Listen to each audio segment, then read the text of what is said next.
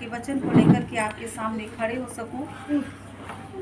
और सबसे महान और सबसे बड़ा और विशेष धन्यवाद अपने खुदा को धन्यवाद देती हूँ कि उन्होंने लोगों के मन में काम किया कि एक बार फिर से एक मौका मुझे मिले कि मैं प्रभु के वचन को लेकर के खड़े हो सकूं, क्योंकि यही हमारा उद्देश्य है। जब हम संसार में रहते हैं तो परमेश्वर के वचन का प्रचार और प्रसार करें, क्योंकि परमेश्वर का वचन कहता है कि जगत की छोर तक जाकर मेरे नाम का प्रचार और प्रसार करो। और जब मौका कलीसिया की ओर से हमको मिलता है तो ये हमारे लिए बहुत सौभाग्य की बात होती है। इसलिए मैं परमेश्वर को बहुत बहुत कोटि कोटि धन्यवाद देती हूँ। आज का जो मनन और चिंतन के लिए पाठ पढ़ा गया, उससे पहले जो हमारे इस वर्ष का मुख्य पद है वो भजन संहिता में मिलता है। और हम सब जानते हैं कि ये किन परिस्थितियों में राजा दाऊद कहता है,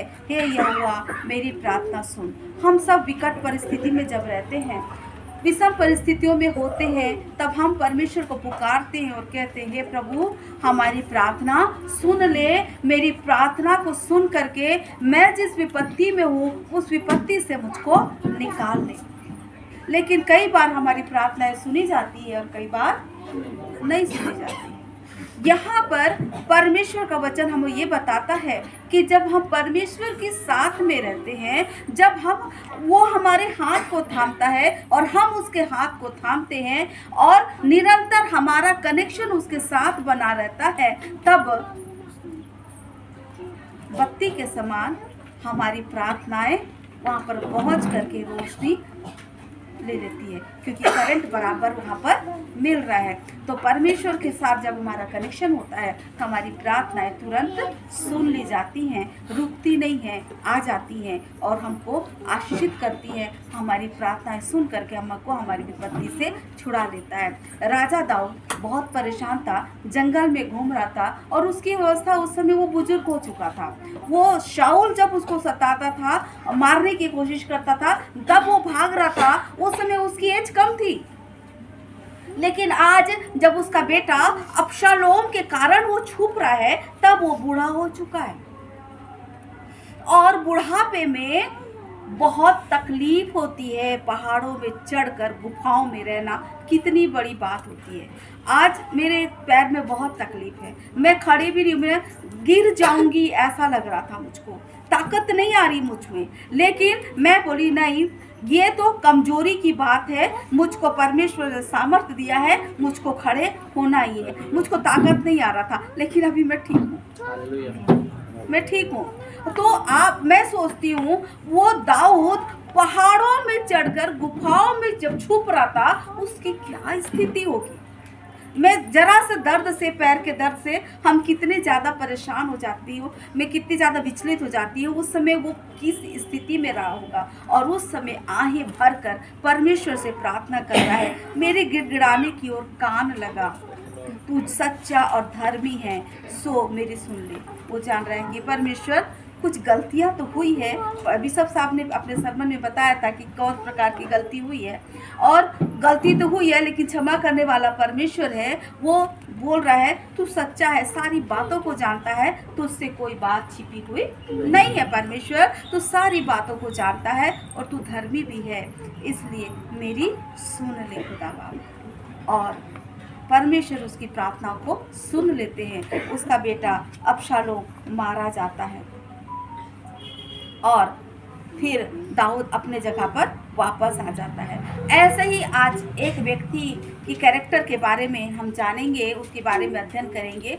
सब जानते हैं इस बात को, लेकिन फिर भी मैं आपका ध्यान इसकी ओर आकर्षित करना चाहूँगी। वो है एलिया नबी। एलिया नबी के बारे में अभी हमने आपसे सब कोई पढ़े, पहला राजा 18वां अध्याय 36 से लेकर 40 पद तक।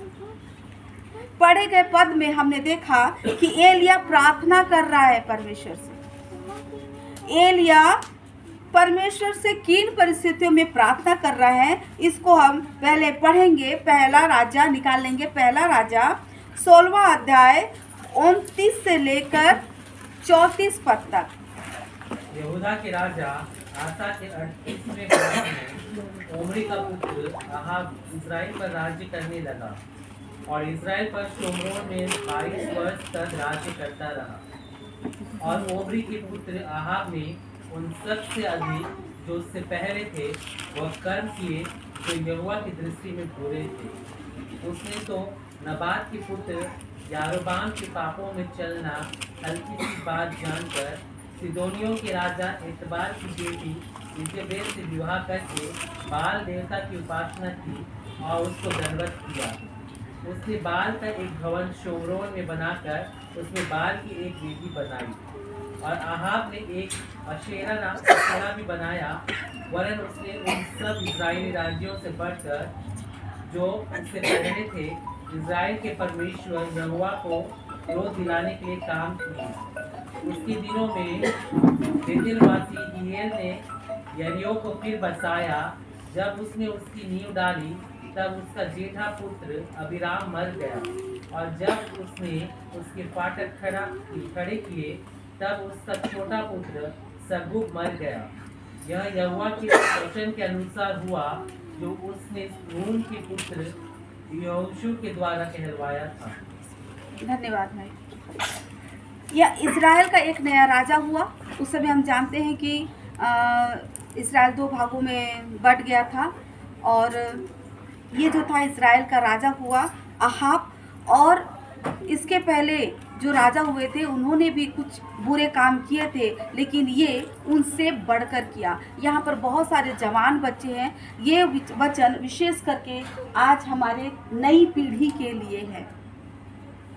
नई पीढ़ी इस बात से सीखेंगे कि किस प्रकार परमेश्वर का वचन बात कर रहा है। अर्थात बुरे काम में जो अहाब था वो बहुत ज़्यादा बढ़ गया। इतना ज़्यादा किया उसने बुरा काम कि बाकी लोगों को पीछे छोड़ दिया बुरे काम में। ऐसा आज के समय में हम कहें तो गिनीज बुक ऑफ रिकॉर्ड में उतना नाम लिखा लिया, उसने दर्ज करवा लिया बुरे काम करने के लिए। और इसके साथ ही साथ क्या किया, बाल देवता की पुजारक आराधना करने वाली एक महिला लड़की जिसका नाम इजेबेल था उससे शादी भी कर ली। सिर्फ शादी ही नहीं किया, उसको क्या किया, उसके परमेश्वर को उसने, उसके देवता को उसने दंडवत भी कर दी। ये जो इजेबेल थी ये रूत के समान नहीं थी जो दूसरी जाति से आई थी, लेकिन वो क्या कहती है अपनी सास से, तेरा देवता मेरा देवता, तेरा परमेश्वर मेरा परमेश्वर होगा, तेरे लोग मेरे लोग होंगे। ऐसे नहीं बोली उसने, लेकिन अपने पति को झुकने पर मजबूर कर दिया। उसका पति भी उसके प्यार में इतना खो गया कि वो उसमें झुक गया। उसके बाद ये जो थी राहेल के समान थी इजेबेल। राहेल को हम सब जानते हैं, लिया और राहेल दो बहनें थी। उसका पति उससे बहुत प्यार करता था, लेकिन वो पति के प्यार में नहीं अपने देवता के प्यार में थी, क्योंकि वो अपने देवता को छुपाकर उसके साथ में चलती है। इस प्रकार का व्यवहार करने वाली ये इजेबेल थी। निर्गमन और उसका 20वां अध्याय उसका 3 और 5 पद, 3 से लेकर 5 पद तक पढ़ेंगे। निर्गमन 20वां अध्याय 3, 4 और 5। तू मुझे छोड़ दूसरों को ईश्वर करके ना मानना, तू अपने लिए कोई मूर्ति खोद कर ना बनाना, ना किसी की प्रतिमा बनाना जो आकाश में या पृथ्वी पर या पृथ्वी के जल में है। तो उनको दंडवत ना करना और ना उनकी उपासना करना, क्योंकि मैं तेरा परमेश्वर यहोवा जलन रखने वाला परमेश्वर हूँ। और जो मुझसे बैर रखते हैं उनके बेटों, पोतों और परपोतों को भी पितरों का दंड दिया करता हूँ। ये अहाब जो था एक इजरायली जवान था, इजरायली पुरुष था। ये सब जानता है कि परमेश्वर ने किस प्रकार की आज्ञाएं दी है। वो जानता है कि अदन की वाटिका में क्या क्या हुआ था। वो सब जानता है कि नूह के समय में परमेश्वर ने संसार को नष्ट किया और नूह के कारण उसका परिवार बच गया। ये इस्राएली होने के नाते ये भी जानता था कि अब्राहम ने अपने बेटे इसहाक के लिए अपने देश से लड़की मंगवाई थी। उसके बाद भी उत्पत्ति 24 उसका 2, 3 और 4 पद पढ़िएगा।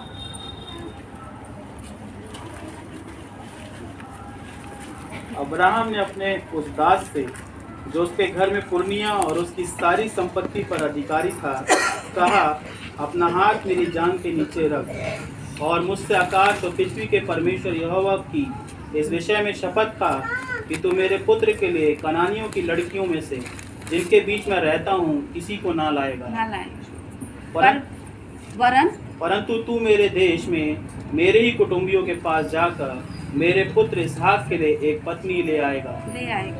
परमेश्वर के शाम को हाजिर नाजिर जानकर वो दास को अपने शपथ दिलाता है।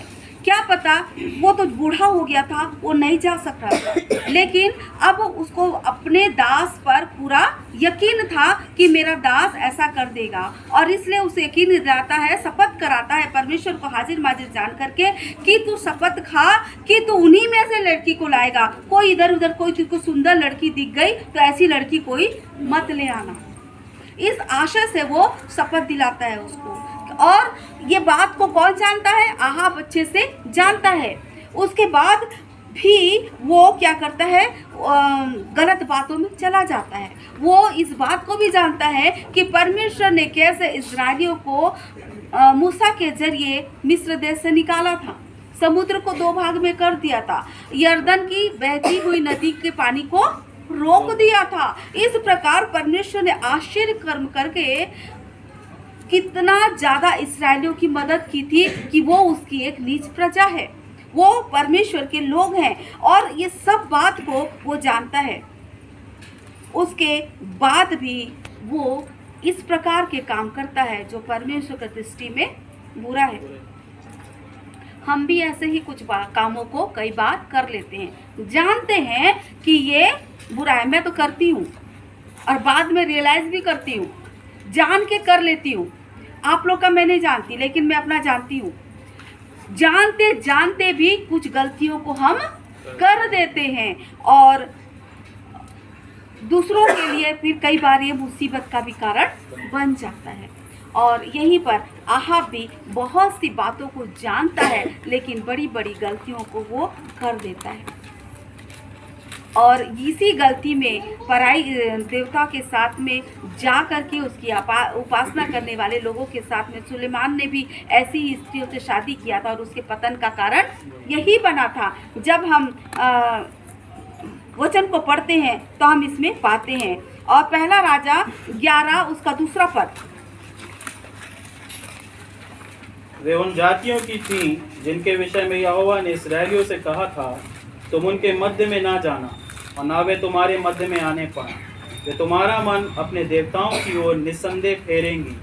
उन्हीं की प्रीति में सुलेमान लिप्त हो गया था। निर्गमन 34 उसका 16वां पद, और कोई निकालेगा व्यवस्था विवरण 7 उसका 34वां पद।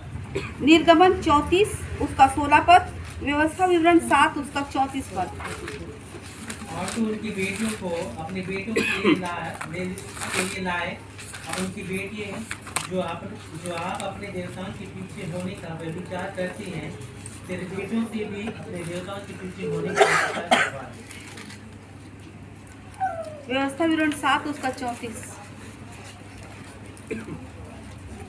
क्योंकि इस्राएलियों के मेल बलियों में से हिलाने की भेंट की छाती और उठाने की भेंट की जांग को लेकर मैंने याजक हारून और उसके पुत्रों को दिया है कि यह सर्वदा इस्राएलियों की ओर से उसका हक बना रहे। नहीं ये नहीं है, 7 का 24 होगा। 34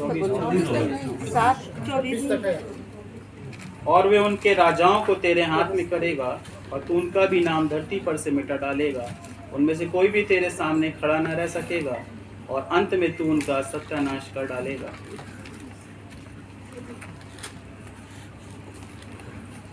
निर्गमन 7वां अध्याय निकालेंगे।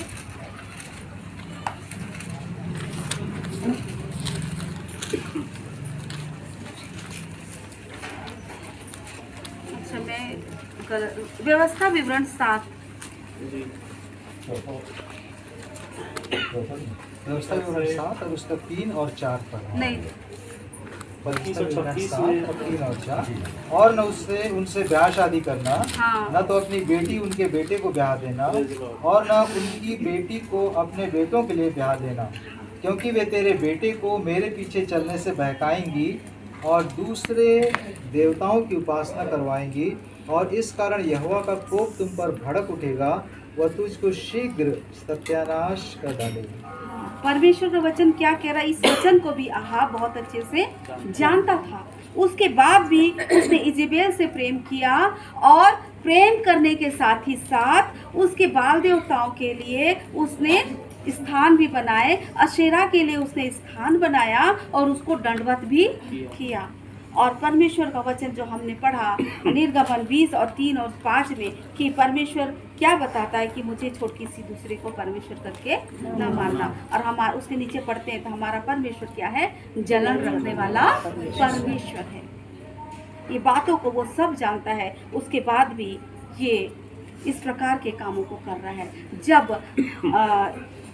जब इजेबेल ने परमेश्वर के नबियों को मरवाया, उसकी हत्या करवाई, तब एलिया को बहुत शोक हुआ और उसे क्रोध भी आया, और वो बोल पड़ता है कि बिना मेरे कहे न तो मैं बरसेगा न ओस पड़ेगी। इतना उसके अंदर इतना ज़्यादा दुख हो जाता है, उसके अंदर इतना शोक हो जाता है। कई बार हम शोक में और दुख में इतना अधिक डूब जाते हैं कि बहुत सारी बातों को एक शब्द में कह जाते हैं। यही शब्द एलिया के मुख से निकल जाता है, और इसे हम कई बार गुस्से का भी रूप बोलते हैं, कई बार इसे गुस्सा शब्द भी हम इसे कहते हैं।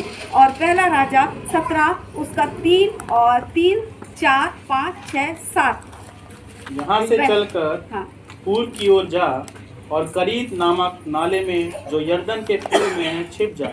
उसी नाले का पानी तू पिया कर, और मैंने कौवों को आज्ञा दी है कि वे तुझे वहाँ खिलाएं।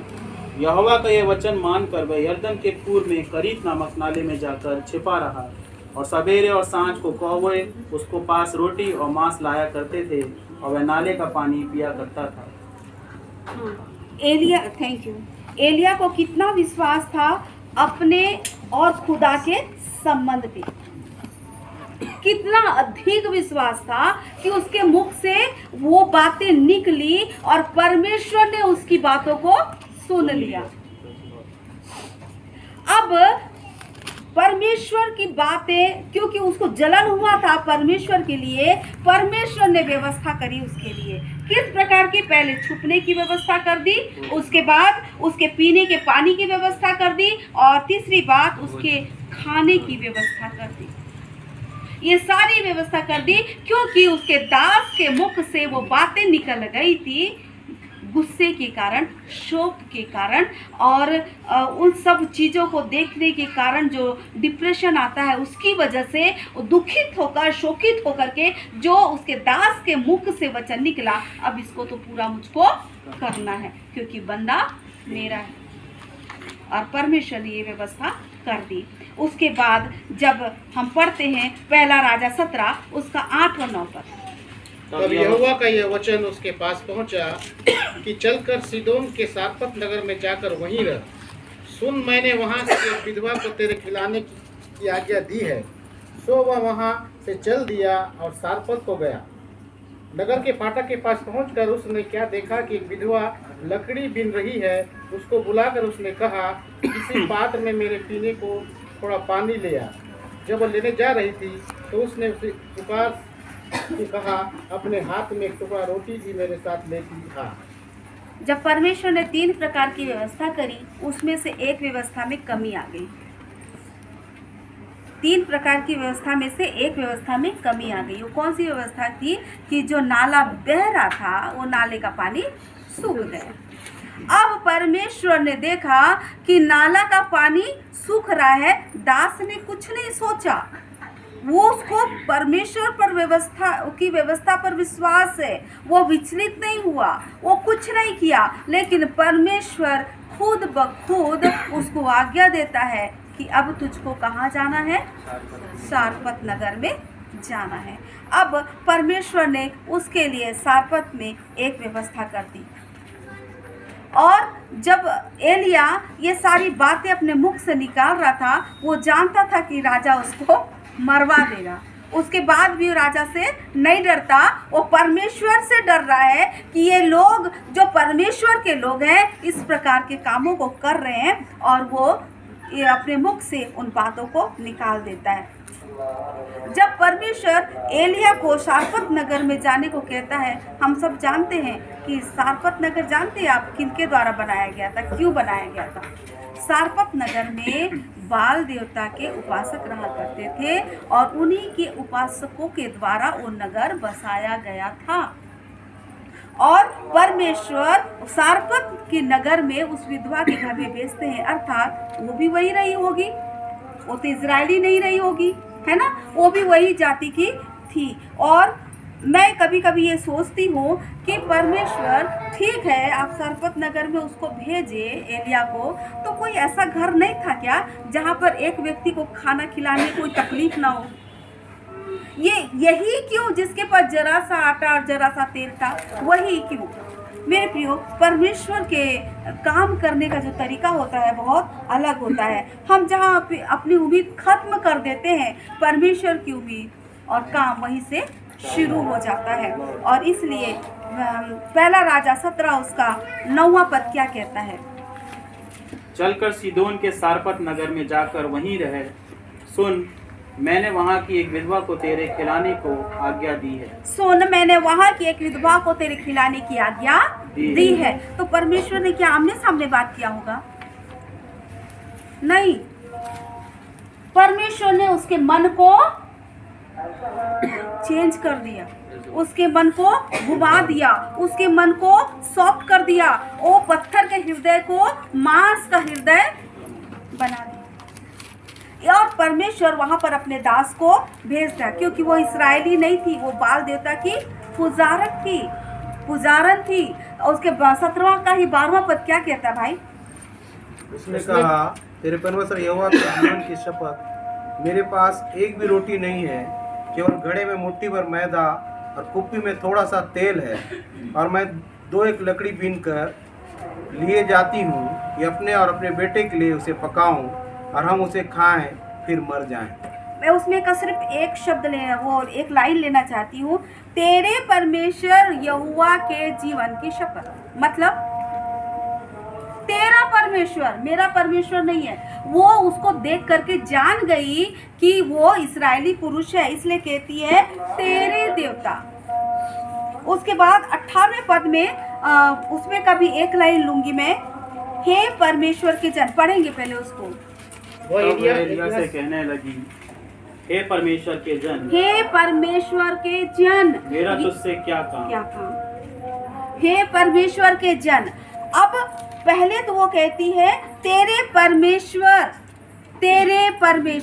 अब कहती है हे परमेश्वर के जन। अंतर आया दोनों बातों में।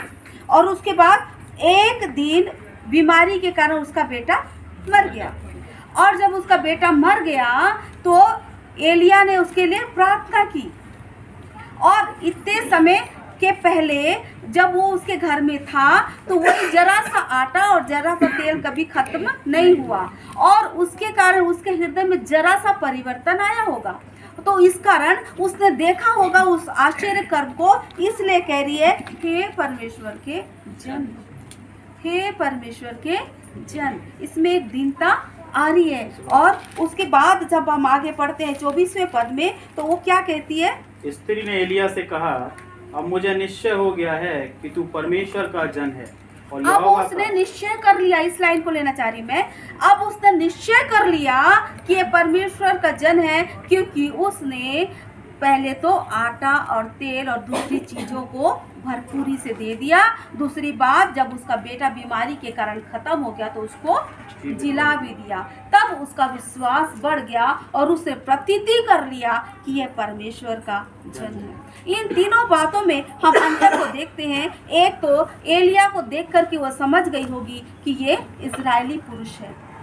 दूसरी बात, जब उसके घर में ठहरा होगा तो आटा तेल की वजह से समझ लिया होगा, इसलिए उसके मन में दीनता आ गई। तीसरी बात, जब उसका बेटा जीवित हो गया तो उस समय उसने ये जान लिया कि ये मनुष्य का काम तो नहीं है, ये साधारण मनुष्य तो नहीं कर सकता। ये वही कर सकता है जिसका संबंध परमेश्वर के साथ है, जो परमेश्वर का जन है। और इसीलिए उसके बोलने में, तीनों बार के कहने में जो हम अंतर को पाते हैं, वो इस कारण पाते हैं।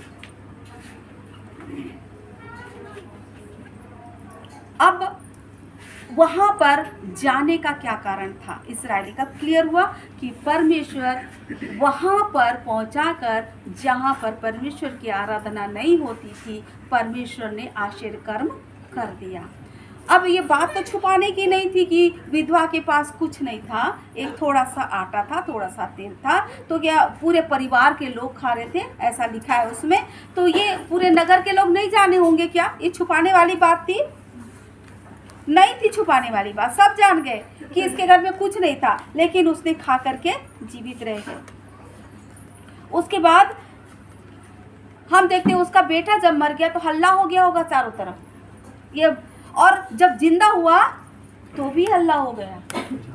तो क्या हुआ? परमेश्वर वहां पर आश्चर्य कर्म करके लोगों के हृदय को जीत लिया। कितने लोग, क्या हो सकता, हमको तो अभी पता नहीं, लेकिन हो सकता है कई लोगों का जीवन उस समय बदल गया। पहला राजा 18 उसका 15वां पद। एलिय्याह ने कहा, सेनाओं का यहोवा जिसके सामने मैं रहता हूँ, उसके जीवन की शपथ आज मैं अपने आप को से दिखाऊंगा। अब देखिए क्या होता है, परमेश्वर, अब यहाँ खत्म हो गया एलिय्याह का काम, अब 3 साल पूरा हो गया। अब यहाँ से 3 साल के बाद वो परमेश्वर की आज्ञा पा करके कहाँ जाता है? आहाब से छुप रहा था, अब परमेश्वर बोलता है जा आहाब को खुद को दिखा दे। अब वहाँ से निकलता है। 18वां अध्याय, पहला राजा 18वां अध्याय 20 से 21 तक पढ़ दीजिएगा। तब अहाब ने सारे इस्राएलियों को बुला भेजा। सही बोल रहा हूँ? हाँ, ठीक है। तब अहाब ने सारे इस्राएलियों को बुला भेजा और नबियों को कर्मेल पर्वत पर इकट्ठा किया। और एलिय्याह सब लोगों के पास आकर कहने लगा, तुम कब तक दो विचारों में लटके रहोगे? यदि यहोवा परमेश्वर हो तो उसके पीछे हो लो, और यदि बाल हो तो उसके पीछे हो लो। लोगों ने उस उत्तर में एक भी बात ना कही। तब एलिय्याह ने लोगों से कहा, यहोवा के नबियों में से केवल मैं ही रह गया हूँ, और बाल के नबी 450 मनुष्य हैं। इसलिए 2 बछड़े लाकर हमें दिए जाएं, और वे एक अपने लिए चुनकर उसे टुकड़े टुकड़े काट कर लकड़ी पर रख दें, और कुछ आग ना जलाएं। और मैं दूसरे बछड़े को तैयार करके लकड़ी पर रखूंगा, और कुछ आग ना लगाऊंगा। तब तुम अपने देवता से प्रार्थना करना, और मैं यहोवा से प्रार्थना करूंगा, और जो आग गिराकर उत्तर दे वही परमेश्वर ठहरे। तब सब लोग बोल उठे, अच्छी बात। और एलिय्याह ने बाल के नबियों से कहा, पहले तुम एक बछड़ा चुनकर तैयार कर लो, क्योंकि तुम तो बहुत हो। तुम तब अपने देवता से प्रार्थना करना, परंतु आग ना लगाना। तब उन्होंने उस बछड़े को जो उन्हें दिया गया था लेकर तैयार किया, और भोर से लेकर दोपहर तक वह यह कहकर बाल से प्रार्थना करते रहे, हे बाल हमारी सुन, हे बाल हमारी सुन। परंतु कोई शब्द और न कोई उत्तर देने वाला हुआ। तब वे अपनी बनाई हुई वेदी पर उछलने कूदने लगे। दोपहर को एलिय्याह ने यह कहकर उनका ठट्ठा किया, ऊंचे शब्द से पुकारो तो वो तो देवता है, वो तो ध्यान लगाए होगा, या कहीं गया होगा, या यात्रा में होगा, या हो सकता है कि सोता हो और उसे जगाना चाहिए। और उन्होंने बड़े शब्द से पुकार के अपनी रीति के अनुसार छुरियों और बर्छियों से अपने अपने को यहाँ तक घायल किया कि लहूलुहान हो गए। वे दोपहर भर ही क्या, वरन भेंटे चढ़ाने के समय तक नबूवत करते रहे, परंतु कोई शब्द सुन ना पड़ा, और ना तो किसी ने उत्तर दिया और ना कान लगाया। तब एलिय्याह ने उस सब थैंक यू यहाँ पर परमेश्वर का वचन जब उसको मिलता है कि तू जा और अपने आप को अहाब राजा को दिखा, तब वो जा करके जब जाता रहता है रास्ते में, तो अहाब का जो दीवान था ओबद्याह, उससे उसकी मुलाकात होती है, और वो उसके माध्यम से राजा तक खबर भेजता है, और राजा खुद एलिय्याह से मिलने के लिए आता है। राजा एलिय्याह उसके पास नहीं जाता, अहाब उसके पास आता है मिलने के लिए। और उस समय पे एलिय्याह जो है वो कहता है कि तू भी आना वहाँ पर्वत पर, और बाल देवता के पुजारी जो 450 थे, और अहाब असेरा की जो पुजारी थे वो 450 थे, इन सब को लेकर के उस पर्वत पर आना। और पहले ये सब जब वो बोलता है तो आहाब राजा उसका कहना सुन लेता है। क्या ये आसान था उसके लिए कहना सुनना?